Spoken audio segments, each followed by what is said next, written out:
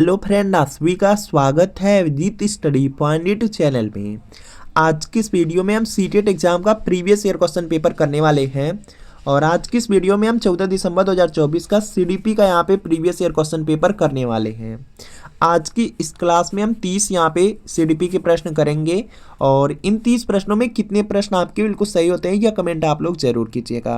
बिल्कुल ओरिजिनल, बिल्कुल real paper है। और अभी जानते हैं कि सीटेट एग्जाम में बहुत सारे प्रश्न हैं आपके जो सीधे प्रीवियस ईयर क्वेश्चन पेपर से ही पूछे जाते हैं। सीडीपी के सब्जेक्ट में देखेंगे लगभग 20 से 22 प्रश्न आपका यहाँ पे 30 में प्रीवियस ईयर क्वेश्चन पेपर से ही पूछा जाता है। तो प्रीवियस ईयर पेपर जरूर कंप्लीट कर लीजिए। तो चलिए यहाँ पे आज की क्लास को यहाँ से कंटिन्यू करते हैं। और यहाँ पे बाल विकास व शिक्षा शास्त्र के प्रश्न हैं। तो सबसे पहला प्रश्न है जो कि आपके सीटेट एग्जाम में पूछा भी गया है। इसमें देखिए दिया गया है आपके यहाँ पे कि प्रगतिशील शिक्षा के हिमायती इनमें से किस कथन से सहमत होंगे। तो यहाँ पे 4 ऑप्शन दिया गया, चारों ऑप्शन पढ़ेंगे उसके बाद आंसर करना है।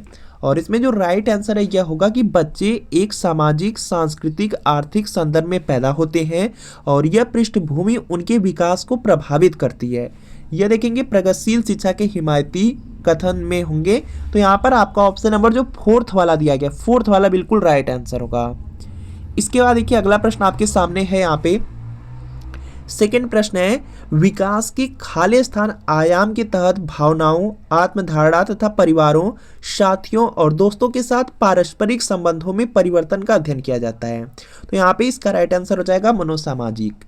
विकास के सामाजिक आयाम के तहत भावनाओं, आत्मधारणा तथा परिवारों, साथियों और दोस्तों के साथ पारस्परिक संबंधों में परिवर्तन का अध्ययन किया जाता है। तो फर्स्ट वाला बिल्कुल राइट आंसर होगा। अब देखेंगे जो सीटेट का जब से ऑफलाइन पेपर स्टार्ट हुआ है इसका लेवल बहुत ज़्यादा हार्ड रहता है। तो अच्छी तरीके से आपको पढ़ने की ज़रूरत है, नहीं तो सीटेट एग्जाम को भी पास करना बिल्कुल मुश्किल हो जा रहा है इस टाइम। तो यहाँ पे नेक्स्ट आपका प्रश्न दिया गया है। यहाँ पे नेक्स्ट प्रश्न है कि व्यवहार, रुचियां, दृष्टिकोण, कौशल और व्यक्तित्व लक्षण जिन्हें एक संस्कृति विशिष्ट जेंडर के लिए उपयुक्त मानती है उन्हें खाली स्थान के रूप में संदर्भित किया जाता है और यह खाली स्थान होते हैं। तो यहाँ पे देखेंगे इसका राइट आंसर होगा। ध्यान से आप लोग देखेंगे, देखिए दिया गया है व्यवहार, रुचियां, दृष्टिकोण, कौशल और व्यक्तित्व लक्षण जिन्हें एक संस्कृत विशिष्ट जेंडर के लिए उपयुक्त मानती है उन्हें जेंडर भूमिकाएं के रूप में संदर्भित किया जाता है और यह सांस्कृतिक रूप से परिभाषित होते हैं। तो यहाँ पे सेकंड वाला आपका बिल्कुल राइट आंसर होगा।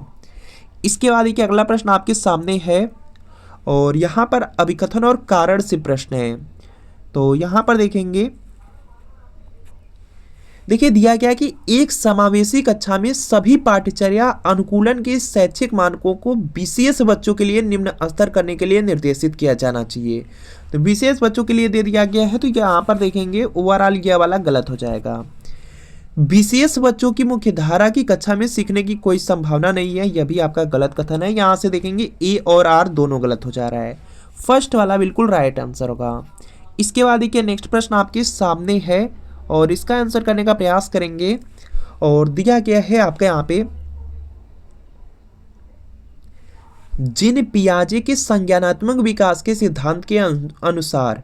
तो यहाँ पे क्या होगा कि सीखने के अनुभव बच्चों के संज्ञानात्मक क्रियाओं के वर्तमान स्तर पर निर्भर करते हैं। जीन पियाजे से बिल्कुल फिक्स होता है कि 1 या 2 प्रश्न पूछा ही जाता है। तो यहाँ पे दिया गया जीन पियाजे के संज्ञानात्मक विकास के सिद्धांत के अनुसार क्या होता है, तो सीखने के अनुभव बच्चों के संज्ञानात्मक क्रियाओं के वर्तमान स्तर पर निर्भर करते हैं। तो थर्ड वाला आपका बिल्कुल यहाँ पे राइट आंसर होगा। अगला प्रश्न आपके सामने है और इसका आंसर आपको करना है। और यहाँ पर देखेंगे लेव वाइगोस्की से भी बिल्कुल फिक्स होता है कि एक प्रश्न पूछा ही जाएगा कोई न कोई। और यहाँ पे प्रश्न है आपका यहाँ पे कि लेव वाइगोस्की संज्ञानात्मक विकास को किस रूप में देखते हैं। तो यहाँ पे देखेंगे इसका राइट आंसर हो जाएगा एक सहयोगात्मक प्रक्रिया के रूप में देखते हैं। तो सेकेंड वाला आपका बिल्कुल यहाँ पे राइट आंसर होगा। अगला प्रश्न आपके सामने है और इसका आंसर करना है, जल्दी से आप लोग प्रयास करेंगे और इसका आंसर आप लोग करेंगे। देखिए प्रश्न आपके सामने है। प्रश्न आपके सामने है कि भाषा और सोच प्रक्रिया के बीच संबंध का प्रस्ताव रखते हुए लेव वाइगोस्की ने निम्नलिखित में से किस रूप में भाषा की अवधारणा को अवधारणाबद्ध किया। तो इसका आपको सही जवाब करना है। और यहाँ पे इसका राइट आंसर हो जाएगा कि भाषा एक सांस्कृतिक उपकरण है जो संज्ञान को कई तरीकों से सुगम बनाती है। तो सेकेंड वाला आपका यहाँ पे बिल्कुल राइट आंसर होगा।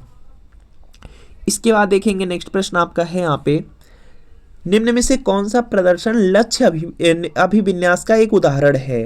तो यहाँ पे इसका राइट आंसर हो जाएगा, देखिए दिया गया है आपका लक्ष्य अभिविन्यास का एक उदाहरण है। तो यहाँ पे क्या होगा कि एक छात्र अच्छा ग्रेड पाने और दूसरों से बेहतर होने के लिए कड़ी मेहनत करता है।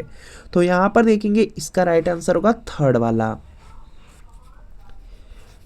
इसके बाद अगला प्रश्न आपका आ जाता है और नेक्स्ट प्रश्न आपका दिया गया है, लेव वायकोस्की के सिद्धांत का पालन करते हुए एक शिक्षक को।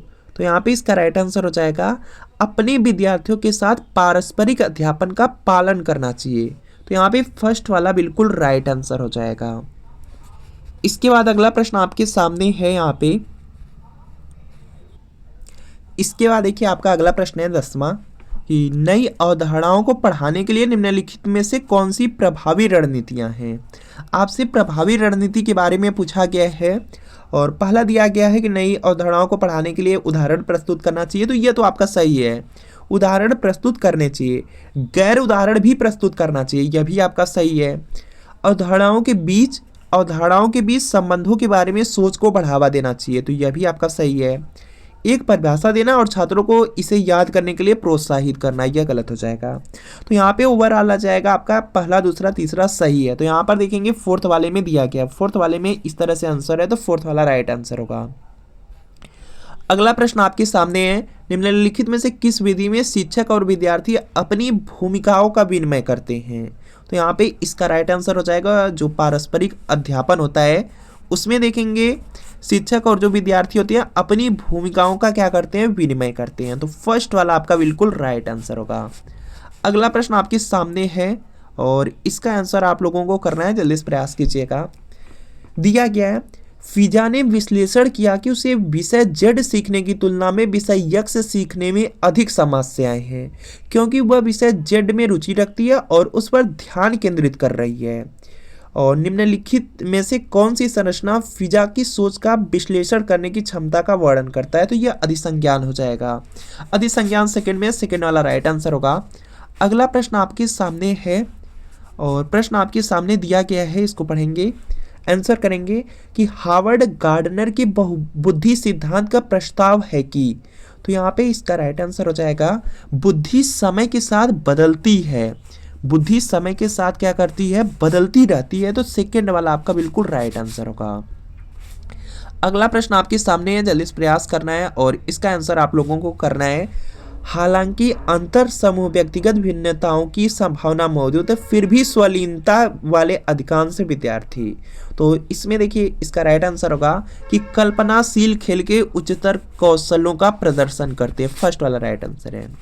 अगला प्रश्न आपके सामने है, यहाँ पे देखिए दिया गया है, भय और तनाव का वातावरण बनाना छात्रों को सचेत और हरदम तैयार रखता है और सार्थक सीखने को प्रोत्साहित करता है। तो यह तो आपका गलत हो जाएगा। अधिगम केवल बाहरी कारकों द्वारा नियंत्रित होता है, केवल शब्द यहाँ पे लग गया है, तो यह देखेंगे क्या हो जाएगा, आपका गलत हो जाएगा। अधिगम केवल बाहरी कारकों द्वारा नियंत्रित नहीं होता है, तो गलत है। तो यहाँ पे ए और आर दोनों गलत हैं। तो यहाँ पे फर्स्ट वाला राइट आंसर होगा। अगला प्रश्न आपके सामने है यहाँ पर और इसका आपको राइट आंसर करना है, जल्दी से आप लोग प्रयास करेंगे। देखिए दिया गया है आपका यहाँ पे वर्ग समावेशन का एक उदाहरण दिया गया है, ध्यान से पढ़ेंगे। अभिकथन कारण दिया गया है, लोकेश को एक संकल्पना जैसे दिल्ली है को दूसरी संकल्पना भारत के उप समूह के रूप में वर्गीकृत करने में परेशानी होती है। वर्ग समावेशन के अंतर्गत यह आता है, तो यह आपका सही होगा। यह समझना कि भावनाएं स्मृति और सीखने को कैसे प्रभावित करती हैं विनियमित सीखने को संसाधित कर सकता है, यह भी सही है। लेकिन देखेंगे दोनों यहाँ पे जो अभिकथन है और कारण दिया गया अलग अलग बातें हैं, एक ही आर यहाँ पे सही रूप से व्याख्या नहीं कर रहा है। तो इसमें क्या होगा कि आपका यहाँ पे इसमें देखेंगे क्या होगा, थर्ड वाला राइट आंसर होगा कि ए और आर दोनों सही है, लेकिन यहाँ पे जो ए वाला है वह आर यहाँ पे ए की जो व्याख्या है वह आर वाला सही से नहीं कर रहा है। तो यहाँ पे क्या होगा, थर्ड वाला राइट आंसर होगा। अगला प्रश्न आपके सामने है यहाँ पे, नेक्स्ट प्रश्न आपके सामने है कि निम्नलिखित में से कौन सा कथन नैदानिक आकलन के उद्देश्य का उपयुक्त वर्णन करता है। तो यहाँ पर देखेंगे और इसका राइट आंसर आप लोग करेंगे कि इसका राइट आंसर क्या है। तो इसमें देखिए हो जाएगा कि उन क्षेत्रों की पहचान करना जहां विद्यार्थियों को अतिरिक्त सहायता या निर्देश की आवश्यकता हो सकती है। तो फर्स्ट वाला इसमें राइट आंसर होगा। अगला प्रश्न आपके सामने है यहाँ पे, 10 साल की काकुली गणित के कठिन सवाल से जूझ रही है, उसकी समस्या समाधान कौशल को बढ़ाने के लिए उसकी शिक्षिका क्या कर सकती है। तो यहाँ पे इसका राइट आंसर होगा, कोशिश करते रहने के लिए उसे प्रोत्साहित करें और जरूरत पड़ने पर आलंबन प्रदान करें। फोर्थ वाला बिल्कुल राइट आंसर हो जाएगा।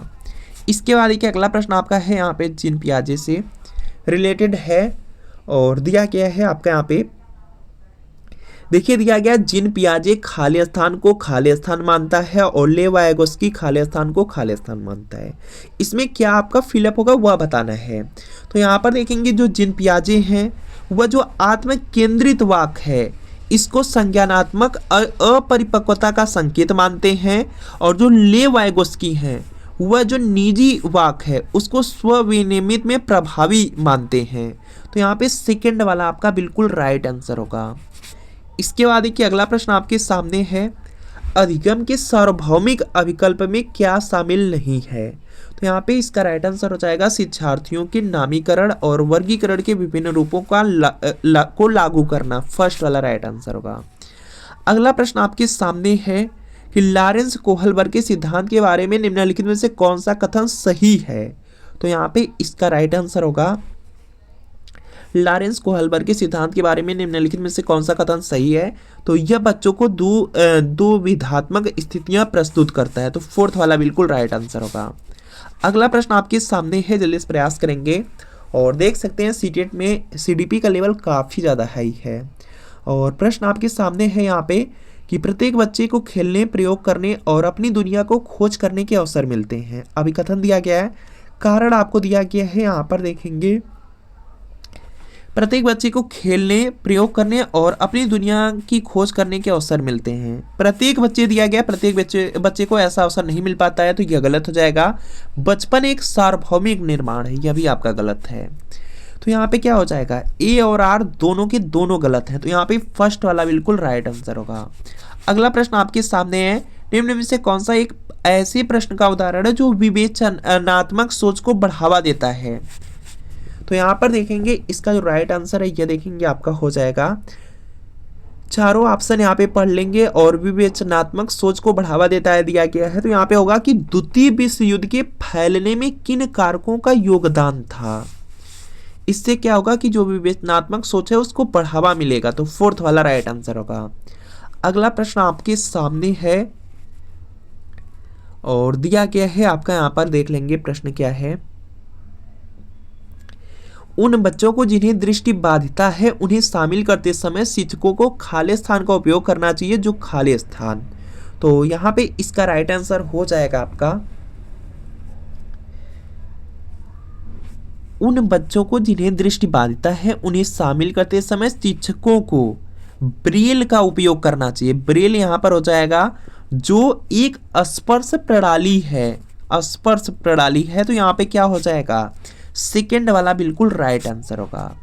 अगला प्रश्न आपके सामने है, 25वां प्रश्न है कि आप एक शिक्षक हैं जो अपने छात्रों को आलोचनात्मक और रचनात्मक रूप से सोचने के लिए प्रोत्साहित करना चाहते हैं। निम्नलिखित में से कौन सी रणनीति इस प्रकार की चिंतन को बढ़ावा देने की सबसे अधिक संभावना है। तो यहाँ पे इसका राइट आंसर हो जाएगा, छात्रों को उनके अपने समाधान खोजने के लिए खुले सिरे वाले प्रश्न उन्हें प्रदान किया जाए। तो थर्ड वाला राइट आंसर होगा। इसके बाद एक अगला प्रश्न आपका है यहाँ पे, निम्न में से कौन विद्यार्थियों में सीखने के लिए आकलन का एक उदाहरण है। तो यहाँ पे इसका राइट आंसर हो जाएगा, एक परियोजना की शुरुआत में छात्रों को दिया गया रूब्रिक यह रेखांकित करते हुए कि उन्हें एक निश्चित ग्रेड प्राप्त करने के लिए क्या करना चाहिए। तो फर्स्ट वाला राइट आंसर होगा। अगला प्रश्न आपके सामने आ जाता है यहाँ पे, लड़कों की तुलना में लड़कियों में सामाजिक और सांस्कृतिक कारकों से अधिक प्रभावित होने की जन्मजात प्रवृत्ति होती है। तो यह बिल्कुल गलत हो जाएगा। लड़कियां आनुवंशिक रूप से लड़कों की तुलना में अधिक संवेदनशील, भावनात्मक रूप से कमजोर होती हैं, जिसके कारण उनकी सामाजिक अपेक्षाओं के अनुरूप होने की संभावना अधिक हो जाती है। तो यह भी गलत है। तो यहाँ पे ए और आर दोनों गलत हैं। तो फर्स्ट वाला राइट आंसर होगा। अगला प्रश्न आपके सामने है। यहाँ पे देखेंगे, अगला प्रश्न है, 12 साल की अमाना हर बार डर जाती है जब उसकी शिक्षिका उसे ब्लैक बोर्ड पर गणित की समस्या का जवाब देने या हल करने के लिए कहती है, क्योंकि उसे डर है कि शिक्षिका उसे डांटेगी और वह यहाँ पे शर्मिंदा होगी। दिया गया शर्मिंदा होगी। तो यहाँ पे देखेंगे इसका राइट आंसर हो जाएगा, यह तो आपका सही है। इसके बाद नेक्स्ट है, जब छात्र असुरक्षित और चिंतित महसूस करते हैं तो उनकी जो शिक्षा होती है उस पर प्रतिकूल प्रभाव पड़ता है। तो यहाँ पर देखेंगे यह भी आपका यहाँ पे क्या हो जाएगा, यहाँ से देखेंगे यह भी सही है। तो ओवरऑल यहाँ पे हो जाएगा ए और आर दोनों सही है, और ए वाले की व्याख्या आर वाला कर रहा है। तो यहाँ पे क्या होगा, सेकेंड वाला राइट आंसर हो जाएगा। इसके बाद देखते हैं नेक्स्ट प्रश्न आपका दिया गया है, एक शिक्षिका छात्रों को उनके पूर्व ज्ञान को नई संकल्पनाओं से जोड़ने के अवसर प्रदान करके अपनी कक्षा में सार्थक सीखने व विवेचनात्मक सोच को सक्षम बनाना चाहती है। निम्नलिखित में से कौन सी शिक्षण रणनीति सबसे प्रभावी होगी? तो इसमें देखेंगे इसका राइट आंसर हो जाएगा, छात्रों से नई सामग्री से संबंधित अपने स्वयं के अनुभव साझा करने के लिए कहना और फिर उन्हें विषय से जोड़ना। तो फोर्थ वाला राइट आंसर होगा। इसके बाद देख सकते हैं यहाँ पे, एक समावेशी कक्षा में शिक्षक। तो यहाँ पे इसका राइट आंसर हो जाएगा कि बच्चों की विभिन्न आवश्यकताओं के अनुरूप पाठ्यचर्या और शैक्षिक जो रणनीतियाँ उसको संशोधित करता है। तो फोर्थ वाला बिल्कुल राइट आंसर हो जाएगा। तो फ्रेंड आपको बताना है कि इन 30 प्रश्नों में कितने प्रश्न आपके बिल्कुल सही हुए। और आप लोग देख सकते हैं जो सीटेट का एग्जाम हुआ था दिसंबर 2024 में, 14 दिसंबर को 15 दिसंबर को, दोनों का लेवल बहुत ज़्यादा हार्ड था। तो अच्छे से तैयारी करिए तभी पास कर पाएंगे। और सीटेट एग्जाम को अगर पास करना है तो प्रीवियस ईयर क्वेश्चन पेपर जरूर पढ़ लीजिए, क्योंकि चाहे कोई सब्जेक्ट है, आपको भी पता है 150 प्रश्न आएगा, 150 नंबर का एग्जाम, 150 मिनट मिलेगा, सिंग मार्क आपका 90 नंबर, कोई निगेटिव मार्किंग नहीं। एक बार पास कर गए, लाइफ टाइम के लिए वैलिडिटी है। सबसे अच्छी बात है कि 150 में लगभग आपका 100 से 110 प्रश्न प्रीवियस ईयर क्वेश्चन पेपर से। सीडीपी पढ़ रहे हैं, सीडीपी में भी देखेंगे लगभग 20 से 22 प्रश्न रिपीट हो जाएगा। हिंदी, इंग्लिश, संस्कृत कोई सब्जेक्ट हो 20 से 22 प्रश्न रिपीट हो जाएगा। चाहे आपका मैथ साइंस है या आपका सोशल साइंस है, लगभग आप देखेंगे 40 से 42 प्रश्न प्रीवियस ईयर पेपर से। तो कुल मिला जुला करके प्रीवियस ईयर पेपर अच्छे से पढ़ लीजिए, आराम से पास हो जाएंगे। तो ये सीटेट फरवरी 2026 के लिए प्रीवियस ईयर पेपर है। ये सोशल साइंस का क्लास 6 to 8 का पेपर सेकेंड है। बिल्कुल इसी तरीके से मैथ साइंस का मिल जाएगा। अगर प्राइमरी चाहते हैं तो प्राइमरी का मिल जाएगा। इसमें जून 2011 से लेकर दिसंबर 2024 तक आज तक सीटेट में जितना पेपर हुआ सबका सब पेपर इसी में है। पूरे 14 साल का पेपर आंसर की के साथ एक्सप्लेनेशन, सॉल्यूशन, व्याख्या सब कुछ दिया गया है। सभी सब्जेक्ट हैं जैसे CDP, social science, Hindi, Sanskrit, English है, मैथ साइंस, सीबीएस है। तो वीडियो के नीचे डिस्क्रिप्शन में जाना है, लिंक मिलेगी, लिंक को क्लिक करना है, नाम, मोबाइल नंबर फिल करके सिर्फ 30 रुपये का पेमेंट करना है। जैसे 30 रुपये का पेमेंट करेंगे तुरंत प्रीवियस ईयर पेपर का जो पीडीएफ है डाउनलोड हो जाएगा। इससे तैयारी कर लेंगे, सीटेट एग्जाम में बहुत ज़्यादा हेल्प मिल जाएगी।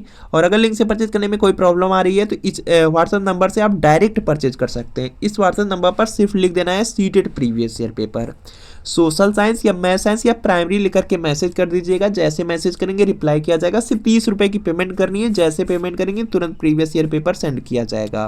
तो इस व्हाट्सएप नंबर पर एक बार मैसेज करके प्रीवियस ईयर पेपर जरूर ले लीजिए, क्योंकि पूरा का पूरा जो सीटेट एग्जाम है लगभग प्रीवियस ईयर क्वेश्चन पेपर से ही पूछा जाएगा। उसी के माध्यम से आप लोग पास कर पाएंगे। तो प्रीवियस ईयर पेपर आप लोग परचेज जरूर कर लीजिए। जो क्लास आपको डेली कराई जा रही है इस क्लास को कीजिए, चैनल को सब्सक्राइब